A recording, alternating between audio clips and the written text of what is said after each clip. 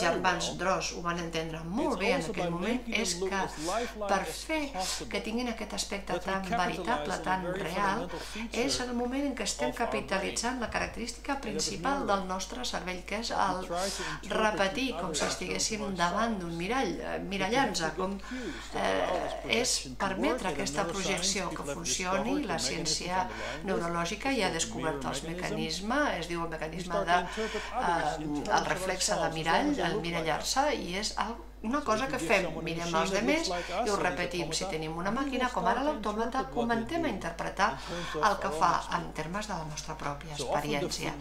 Freqüentment el fenomen d'aquesta experiència és molt més una atribució del que fem nosaltres que no pas la màquina, i això està molt bé. Podem, doncs, jugar amb això com un procés de creació artística, parlem clarament. No cal que ens enganyem, pensem que aquestes qualitats estan a la màquina, que no estan allà, són capses buides. Si les obrim no hi ha res, hi ha uns cables que van amb un comandament remot, a distància.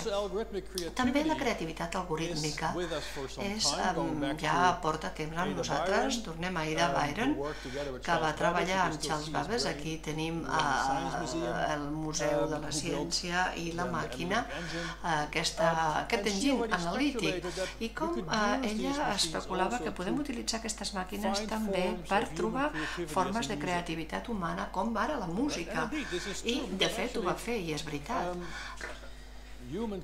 La creativitat humana o la composició algorítmica, de fet, és més antiga. Es torna, parlem al segle XI, quan Guido d'Arezzo tenia el programa, havia de fer aquests textos per música i era molta feina, així que va dissenyar unes normes automàtiques que ho feien de manera molt eficaç.